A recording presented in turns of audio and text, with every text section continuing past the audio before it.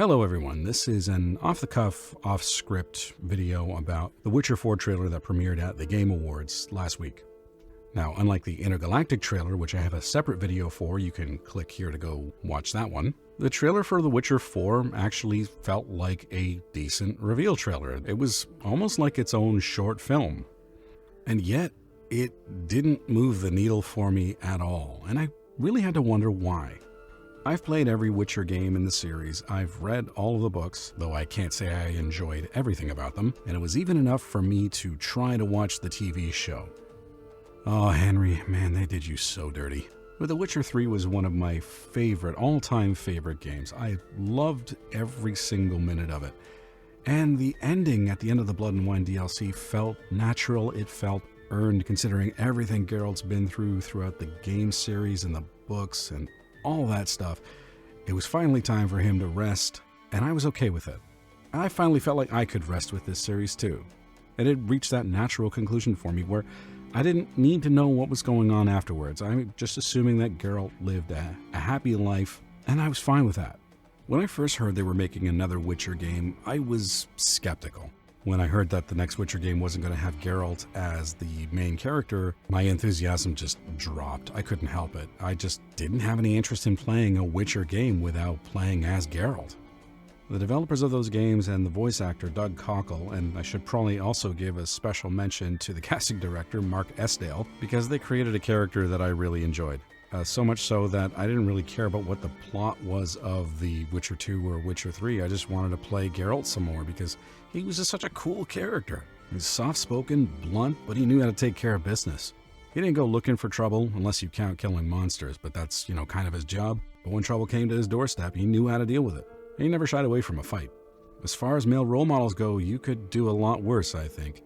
The character from the games was actually what got me invested in the books, because I wanted to read more of this character's exploits. I wanted to see him in different situations, how he handles things, because he was cool, but he was also just an interesting character with his own unique worldview and set of principles. And it was refreshing to see how faithful he was to those principles, regardless of the situation that he was in. He wasn't a flawless character either, he was just relatable. And the game was good about putting him in situations that we as an audience could relate to, something that was close to home, which really helped me enjoy and connect with the game because you could almost feel the weight of some of those decisions.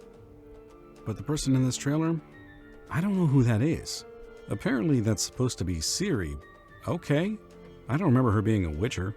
I don't remember her passing the Trial of the Grasses. So what are we doing here? Ciri was so much more than a Witcher. Why are you nerfing her? Ciri is one of the most powerful characters in the Witcher universe. She's also the rightful heir to the throne of Sintra and Nilfgaard. And you got her out here killing monsters? Why? See, now this is where I start to wonder what the intentions of the studio actually are. Because I don't know if this is some sort of shrewd business decision where the developers are saying, okay, we have to put Witcher in the title because that will sell more units. And even though Geralt's retired, we have to have a Witcher here. Oh, let's use Ciri, because people know who she is. But people also like Geralt, so we'll have to make sure that she's a little bit more like him. All cynical and dark and brooding and stuff. Not idealistic, not anymore. No, that's passé.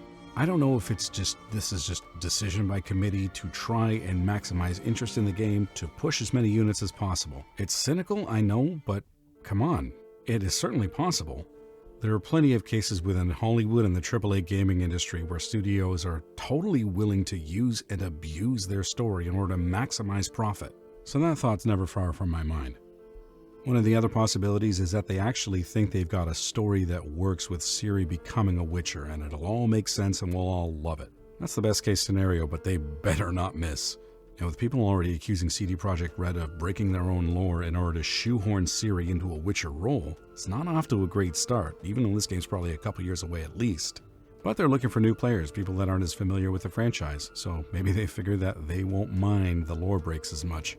It's 9 years since The Witcher 3 came out, so there's many people that might be ready to play The Witcher 4 once it comes out that were still children when The Witcher 3 was made. So we are aware that there's also a new audience out there, and we also want to make sure that the kind of stories we tell are also working for a new audience. So we want to ensure that once The Witcher 4 releases, this is also a game that a completely new audience can enjoy. But as far as I'm concerned with this, I don't really have any interest in playing it. I'll sit back, I'll watch it, I'll keep an open mind, and I'll see what the developers say, and I'll watch any other further trailers that come out, but there's no chance I'm going to play this on day one.